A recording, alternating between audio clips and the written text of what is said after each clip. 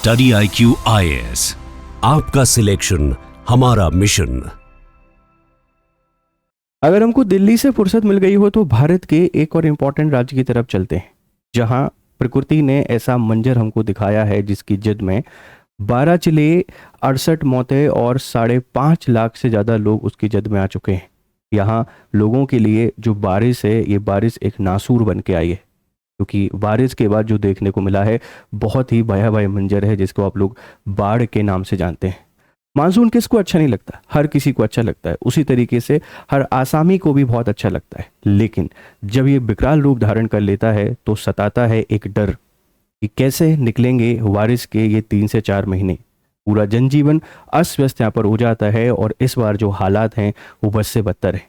मेरे पीछे जो आप देख रहे हैं ये कोई प्रदर्शनी नहीं है, ये कोई वॉल पेपर नहीं है, ये हालात हैं, वर्तमान हालात हैं जो आसाम की स्थिति को बयां करते हैं कि पूरे तरीके से डूब चुका है। अगर हमको बचा सकते हो तो बचा लीजिए। भारत की जो आपदा फोर्सेस हैं, चाहे हम लोग NDRF की बात करें, SDRF, पैरामिलिट्री फोर्सेस, सब कुछ लगे हुए हैं, क्योंकि 5.5 लाख लोगों को बचाना है। और कहानी यही नहीं रुकती है, क्योंकि इसके बाद जो हालत होंगे वो और भी भयावह होंगे, क्योंकि इस बाढ़ में सिर्फ और सिर्फ कुछ दिनों का जीवन नहीं जाता है, जाती है पूरी संपत्ति, जाता है कृषि, जाता है पूरा व्यापार, और उसके बाद ये कई सालों तक हमको परेशान करता है, और उससे पहले दोबारा मानसून आ जाता है। तो ये क्यों हो रहा है, इसको समझने की कोशिश करेंगे। ये इतनी खतरनाक बाढ़ अक्सर हमको क्यों देखने को मिल रही है, इनके ढेर सारे पहलुओं को हम समझने की कोशिश करेंगे। लेकिन उससे पहले pray for Assam, donate for Assam, आप गूगल पे जाएंगे, आसाम सरकार की वेबसाइट पर डोनेशन का ऑप्शन आ रहा है, और सेव आसाम बहुत इंपॉर्टेंट है। साथ में सरकारों के लिए, व्यवस्थाओं के लिए एक बहुत इंपॉर्टेंट मैसेज है, उस पर भी चर्चा करेंगे। मेरे पीछे की इमेज आपको सोचने पे मजबूर कर देगी कि यहाँ कितना बदतर जीवन चल रहा होगा, आप कल्पना भी नहीं कर सकते। हमारे लिए बारिश सुहाना मौसम हो सकती है, सबके लिए होती है, लेकिन ये लोग पूछ रहे हैं ये कब पानी का मंजर थमेगा, और इसके लिए आसाम रिस्पॉन्सिबल नहीं है। रिस्पॉन्सिबल है आसपास के सारे जिले और प्रकृति और पूरा का पूरा मानव। चलिए पूरे कारणों को समझेंगे। उससे पहले एक इंपॉर्टेंट अपडेट जो आपने देखना है कि आसाम कहाँ पर अवस्थित है। आसाम आपको देखने को मिलता है नॉर्थ ईस्ट में। ये किस किस से अपना बॉर्डर शेयर करता है, तो आप अच्छे से देख लीजिए कि अरुणाचल प्रदेश से बॉर्डर शेयर करता है ना। जब भी आपसे कोई बात करेगा कि कहाँ कहाँ ये बॉर्डर शेयर करता है, पहला एक अरुणाचल प्रदेश ध्यान रखेंगे, उसके बाद हमारा नागालैंड आ जाएगा, फिर आप लोग देखेंगे मणिपुर, फिर हम लोग देखेंगे मिजोरम, फिर आ जाता है त्रिपुरा, इसके बाद आपका मेघालय। 6 हमारे जो पूर्वोत्तर भारत के राज्य हैं, इनसे बॉर्डर शेयर करता है। इसी के साथ में आप लोग यहाँ पे देख लेते हैं कि इधर ये आपको देखने को मिल जाता है वेस्ट बंगाल, 7 भारतीय राज्य, और इसी के साथ में आप देखेंगे बांग्लादेश 8वां और भूटान 9वां। 7 भारतीय राज्य और 2 देशों से सीमा साझा करने वाला आसाम आज प्रकृति की जद में है, प्रकृति की चपेट में है। और इसके पीछे वजह क्या है? अगर हम इन वजहों को समझने की कोशिश करें तो आप बेहतर तरीके से समझिए आसाम की लोकेशन। देखो, यहाँ से आप लोग जानते हैं कि इधर से एक नदी आती है जिसको आप लोग ब्रह्मपुत्र नदी के नाम से जानते हैं, और जब ये आसाम में प्रवेश करती है तो आसाम में प्रवेश करने पर इसको मिलती हैं मैदानी भाग, घाटियां और मैदानी भाग, और इसी के साथ में यहाँ इसको मिलती हैं और ढेर सारी सहायक नदियाँ। जब ये नदी यहाँ से आ रही होती है तिब्बत से, तब उतनी विकराल नहीं होती, क्योंकि ये पहाड़ों में बह रही है और पहाड़ों में तुमको जो करना है करते रहो। अरुणाचल प्रदेश के से जैसे ही ये एंटर होती है और आसाम में जाती है और ढेर सारी नदियाँ इसको मिलती हैं, ये विकराल रूप धारण करती है, और इस तरीके से ये बहती हुई आती है और आसाम में ब्रह्मपुत्र घाटी बनाती है, और ब्रह्मपुत्र घाटी बनाकर बांग्लादेश से होती हुई ये इस तरीके से यहाँ चली जाती है हमारा वेस्ट बे ऑफ बंगाल में। वजह क्या है? पहली वजह अगर आप समझने की कोशिश करेंगे, जो सबसे बड़ी है वो यही है कि इस क्षेत्र में लगातार बारिश के कारण मिट्टी का जो कटाव है, जो गाद है, जो नदी घाटी है, उसमें आके जम गई, और नदी की घाटी में जब गाद आके जम जाती है तो नदी ओवरफ्लो होना शुरू हो जाती है।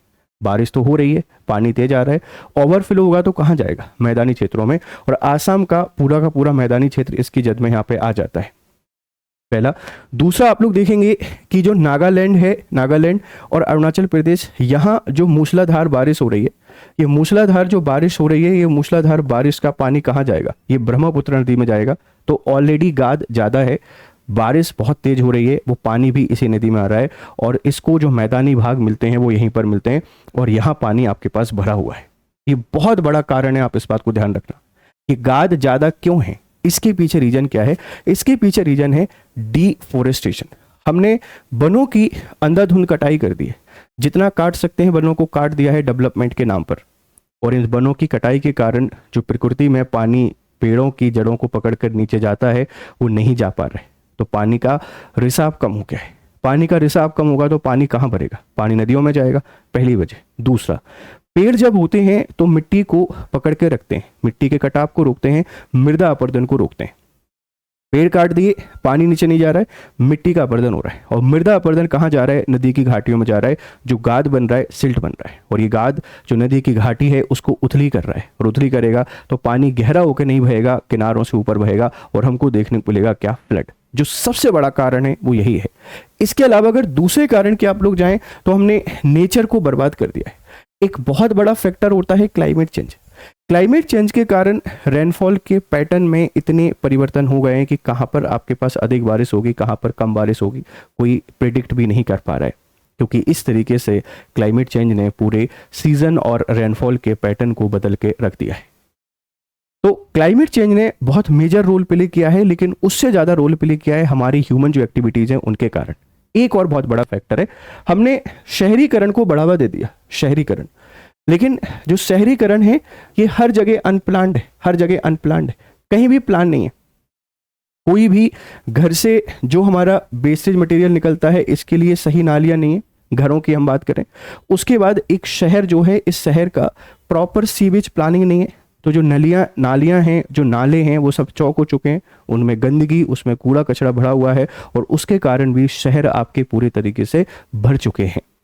हमने हर जगह सिर्फ और सिर्फ कंक्रीट का जाल बिछा दिया है। ये कंक्रीट का जो जाल है, इस कंक्रीट की जाल के कारण पानी का जो रिसाव है ये रिसाव कम हो गया है, और पानी का अगर रिसाव कम होगा तो सीधी सी बात है कि पानी कहाँ भरेगा? शहरों में भरेगा।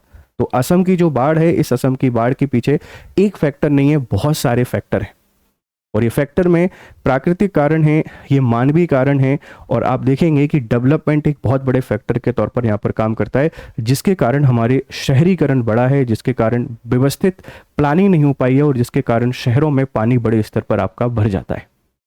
असम डूब रहा है, असम परेशान है, असम की रक्षा करना हर एक भारतीय नागरिक का कर्तव्य है। एनडीआरएफ, एसडीआरएफ, राज्य सरकार, केंद्र सरकार अपने स्तर पर काम कर रहे हैं, लेकिन हमको कम्युनिटी डेवलपमेंट, कम्युनिटी पार्टिसिपेशन को शो करना पड़ेगा, दिखाना पड़ेगा, सिर्फ सिंपैथी नहीं। जो बन सकता है वो हमको डोनेट करना पड़ेगा। कोई टाइम दे सकता है तो वॉलंटरी बनकर टाइम दीजिए, कोई भोजन दे सकता है तो भोजन दीजिए। और इसी के साथ में हमको असम की फ्लड सिखाती है बहुत सारी बातें, कि हमें डिजास्टर मैनेजमेंट में बहुत नेक्स्ट लेवल यहाँ पे काम करना पड़ेगा। और वो नेक्स्ट लेवल काम क्या है, आप इसको समझने की कोशिश कीजिए। हमें तीनों स्तर पर, तीनों स्तर यानी प्री, ड्यूरिंग और आफ्टर, हर जगह, जैसे प्री मतलब अर्ली वार्निंग सिस्टम हमको बहुत स्ट्रांग बनाना पड़ेगा। हम ये पता कर पाए कि कहाँ पर ज़्यादा फ्लड आने की संभावना है, पहली चीज़। दूसरा, जो फ्लड अफेक्टेड एरियाज हैं वहाँ पर आबादी को बसने से रोकना पड़ेगा। तीसरा, वृक्षारोपण को बढ़ावा देकर जो मृदा अपरदन है, इस अपरदन को रोका जा सकता है। पानी के रिसाव को जमीन में बढ़ाया जा सकता है, और जो सिल्ट है, इस सिल्ट को कम किया जा सकता है। तो प्री जो पॉसिबल चीज़ें हैं करनी पड़ेंगी। ड्यूरिंग द डिजास्टर सबसे इंपॉर्टेंट होता है राहत एवं बचाव कार्य। आप लोगों को वहाँ से निकालें, बच्चों को, बुजुर्गों को, महिलाओं को जितना बचाया जा सकता है उतना उनको बाहर निकालें, और इसी के साथ में उनको आवास दें, मेडिकल असिस्टेंस दें, और जो एसेंशियल फूड होता है वो प्रोवाइड कराएं, क्योंकि अब आपदा आ चुकी है, हमको ये करना पड़ेगा। और उससे भी बड़ी चुनौती होती है आफ्टर द डिजास्टर, साफ सफाई करना पूरे एरिया की, क्योंकि जो सिल्ट है ये मैदानी भागों में आ जाती है, ये जम जाती है, इसकी सफाई करना। और फिर है लोगों को फिर से पुनर्वासित करना, क्योंकि इस बाढ़ ना ये घर को देखती है, ना ये ज़मीन को देखती है, ना ये फसल को देखती है, ना व्यवसाय को देखती है, सब कुछ तबाह करके चली जाएगी। 5.5 लाख आबादी, 12 जिले तो इससे पूरे तरीके से प्रभावित हैं, और 70 के आसपास लोगों की तो डेथ यहाँ पे हो चुकी है। तो प्रकृति के साथ हमने जो खिलवाड़ करना शुरू किया है, वो प्रकृति अब हमसे बदला लेना शुरू कर दी है।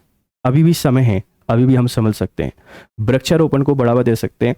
डेवलपमेंट के नाम पर पेड़ों को हमको काटना बंद करना पड़ेगा, नहीं तो ये शुरुआत आसाम से हुई है, ये कल कोई भी भारत का राज्य इसकी जद में आ सकता है, चाहे आप सेंट्रल इंडिया में हो, आप नॉर्थ में हो, आप साउथ में हो, आप ईस्ट में हो, आप वेस्ट में हो, कहीं भी, क्योंकि प्रकृति जब बदला लेना शुरू करती है तो कुछ ऐसे ही लेना करती है। और इसका जो हर्जाना चुकाते हैं वो इनोसेंट और ऐसे लोग जिनकी कोई भी गलती यहाँ पर नहीं है। तो आसाम बहुत बड़े खतरे में है, हमको इसको बचाना पड़ेगा। ये पूरी कहानी मैंने आपको यहाँ पे समझाने की कोशिश की है। आगे बढ़ते हैं। अब ये हालात आप देख लीजिए, ये आसाम के कुछ जिले हैं, आप यहाँ से देखने की शुरू करेंगे। ये तिनसुकिया है, धेमाजी है, डिब्रूगढ़ है, लखीमपुर है, कार्डियो है, मालूजी है, ये सारे के सारे जिले आपको यहाँ पे देखने को मिल जाते हैं। ये रेड आपको दिखाई दे रहा है कि जितनी बारिश होनी चाहिए थी, जो अधिकतम होती है, उससे बहुत ज़्यादा बारिश है। 12 जिले पूरे तरीके से प्रभावित हैं और यहाँ बहुत सारे लोगों की जान जा चुकी है। हमको मदद करनी पड़ेगी, राहत बचाव कार्यों में तेजी लानी पड़ेगी और प्रे करना पड़ेगा असम के लिए कि अब बख्श दो, प्रकृति हमसे गलती हुई है, अब आप असम को यहाँ पे छोड़ दीजिए। तो पूरा का पूरा सिनेरियो आप मैप के थ्रू यहाँ पे समझ सकते हैं। ठीक है भाई, आगे बढ़ते हैं। अब आंकड़ों की थोड़ी सी बात कर लेते हैं। आंकड़े देख लीजिए, स्थिति क्या है। स्थिति ये है कि एक सप्ताह के भीतर 12 जिलों के 856 गांव जलमग्न हो चुके हैं।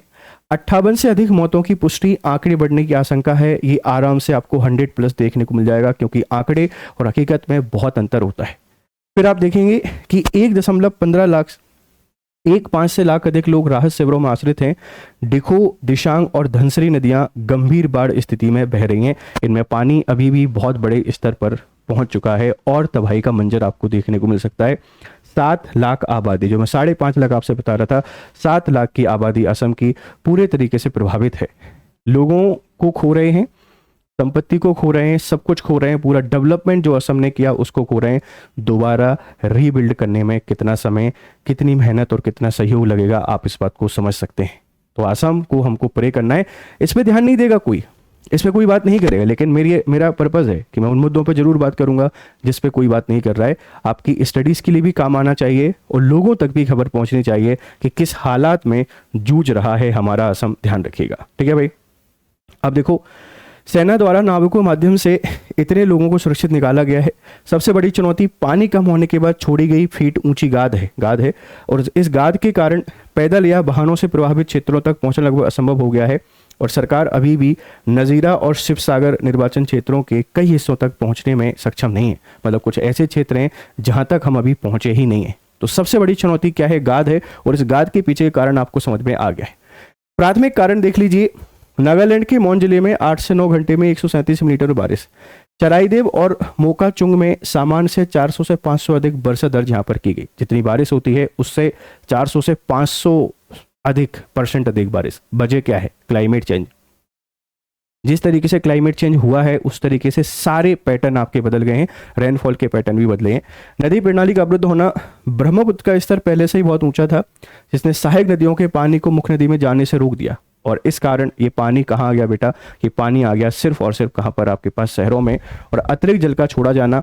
बोका स्थित दोयांग जल विद्युत परियोजना से अतिरिक्त पानी छोड़े जाने के कारण निचले इलाकों में स्थिति और बेकाबू यहाँ पर हो गई है।